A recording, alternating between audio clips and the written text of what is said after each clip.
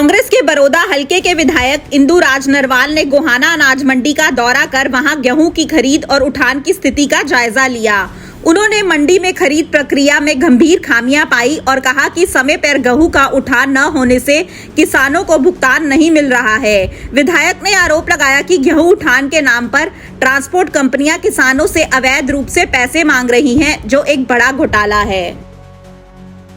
विधायक इंदु राज नरवाल ने निरीक्षण के बाद मीडिया से बातचीत में कहा कि मंडी में लाखों क्विंटल गेहूं खुले में पड़ा है और दुकानों के बाहर बोरियों के ऊंचे ऊंचे ढेर लग चुके हैं। किसानों और आड़तियों ने बताया कि गेहूं की खरीद न समय पर हो रही है और न ही उठान, जिससे पेमेंट अटक रही है। आड़तियों ने आरोप लगाया कि ट्रांसपोर्ट कंपनियां गेहूं उठान के लिए प्रति क्विंटल 5 से 10 रुपए मांग रही हैं और जो पैसे नहीं देता उसका गेहूं नहीं उठाया जाता।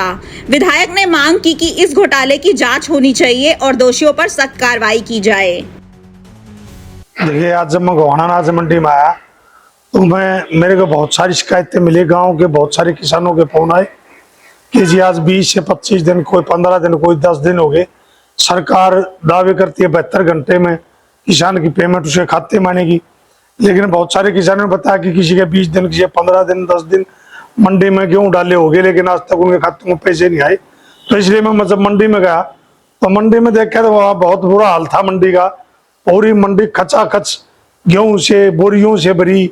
अगर मैं दुकानों के बाद जो 2 मंजिली दुकान थी वो भी दिखाई नहीं दे रही, ऊंची ऊंची चट्टाने बोरियों की लगी पाई। और सरकार के 72 घंटे में, लेकिन उनका जो सबसे बड़ा गलत एक सिस्टम है, पहले जब हमारी सरकार थी क्या था कि जो भी किसान गेहूं या कोई फसल मंडी में जब लेके आता था तो उसकी बीडिंग होने के तुरंत बाद किसान की पेमेंट आ जाती थी, मिलती थी उसको। लेकिन आज 72 घंटे की बात करते हैं, लेकिन उठान की सबसे बड़ी समस्या है कि आज उठान नहीं हो रहा। जब तक उठान नहीं होगा, गोदाम में गेहूं नहीं जाएगा, तब तक किसान की पेमेंट खाते में नहीं आ रही। तो सबसे बड़ी दिक्कत उठाने की थी और उठाने में ही बड़ा घोटाला मैंने वहां आड़तियों ने बताया। बहुत सारे आड़ती मेरे पास आए, उन्होंने बताया कि जी हमारे तो आज तक ये गाड़ी भी गेहूं की नहीं उठी। कोई कह रहे आज तक मेरी दुकान तक गाड़ी भी नहीं आई। हमारे से जो उठान के जो ठेकेदार हैं वो 2 रुपये बोरी, 5 रुपये कट्टा, 10 रुपये कट्टा इस तरह मांगते हैं। जो पैसे देता है उसका उठान हो जाता है, बाकी जो आड़ती पैसे नहीं देता एक्स्ट्रा उसका उठान नहीं हो रहा। ये एक बहुत बड़ा घोटाला है, षड्यंत्र है। और ये वो जब यहाँ जो मंत्री है वो भी 2-3 बार मंडी में आया, चाय पी, मिठाई खाई, चला गया, कोई समाधान नहीं। बड़ी बड़ी बातें यहाँ मंत्री ने भी की। गोहाना में जो मंत्री अरविंद शर्मा जी, उन्होंने भी बड़ी बातें की, लेकिन ग्राउंड पर कुछ नहीं पाया। मैंने जब वहां पूछी कई आड़तियों पर कि जी मंत्री आया था तो मंत्री ने आपकी बात नहीं सुनी। जी हमने मंत्री देखा ही नहीं, हमने मिला ही नहीं। मंत्री तो अपने आदमी के पास आता है, चाय पी, मीठा मुँह खाया और वापिस चला गया।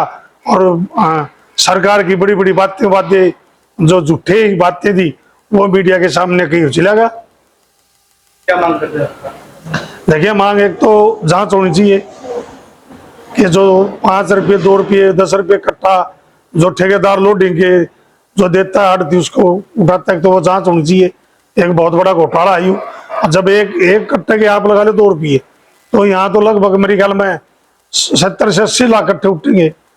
तो करोड़ों का घोटाला तो यही हो गया। ये पैसे जा कहाँ रहे हैं, ये भी जांच होनी चाहिए। और दूसरी बात, जल्दी से जल्दी उठान हो ताकि किसान के जो पैसे उसके खाते में आए। किसान तो एक पहले ही कर्ज में डूबा किसान है।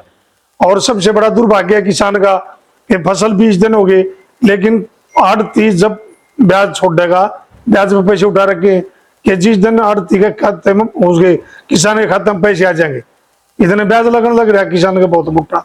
ब्याज भी, लेट भी और दुर्दशा भी किसान की भी और आड़ती की भी, दोनों की हो रही है। मेरी मांग है सरकार से, आप जल्दी से जल्दी उठान कराएं और ताकि किसानों के टाइम पर उसके खाते में पैसे आने का काम। वहीं विधायक ने पहलगाम में हुए आतंकी हमले की भी कड़ी निंदा की। उन्होंने कहा कि आतंकियों ने पर्यटकों पर हमला कर 26 से 28 लोगों की गोली मारकर हत्या कर दी, जो बेहद दुखद और निंदनीय है। इस हमले में करनाल निवासी सेना के अधिकारी विनय नरवाल भी शहीद हो गए, जो हाल ही में शादी कर हनीमून पर गए थे। विधायक ने इस घटना को पूरे देश और विशेषकर परिवार के लिए अत्यंत पीड़ादायक बताया। देखिए, बहुत बड़ी दुखद घटना है और ये देश का, जब से हमारा देश आज़ाद हुआ आज तक इससे बड़ी घटना आपने ना सुनी होगी ना देखी होगी। और लगभग 26 से 28 वहाँ जो टूरिस्ट थे उनको गोली मारी और नाम पूछ गोली मारी।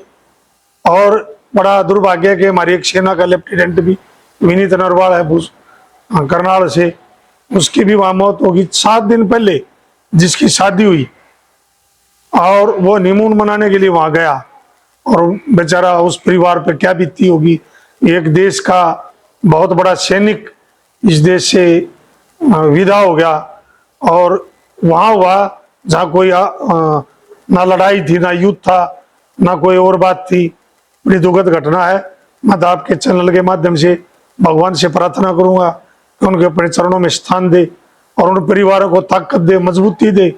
एक ये इतना बड़ा दुख जो हुआ परिवार के सामने, उनको एक मजबूती देने का काम करे ताकि वो परिवार आगे उभर सके और अपने को संभाल सके। और मैं उन परिवारों से भी हाथ जोड़ के विनती करूंगा कि आप मजबूती रखें ताकि जो अपना परिवार है उसको मजबूती से आगे लेके जाने का आप काम करें। मैं भगवान से यही प्रार्थना करूँ। अब सैनिक स्कूल, मिलिट्री स्कूल और RIMC में दाखिले का सपना होगा पूरा। प्रिंस सुखोई एकेडमी सोनीपत लेकर आया है प्रोफेशनल कोचिंग RMS, RIMC और सैनिक स्कूल के लिए। क्लास 3री से 8वीं तक के बच्चों के लिए विशेष बैच शुरू। तो देर किस बात की, आज ही संपर्क करें स्क्रीन पर दिए नंबर पर। अपने शहर की हर ताजा खबर के लिए हमारे चैनल SNA न्यूज को सब्सक्राइब करें, लाइक करें, कमेंट करें व शेयर करें। बेल आइकन दबाना ना भूलें। हमारे अन्य सोशल मीडिया प्लेटफॉर्म्स पर भी हमें फॉलो करें।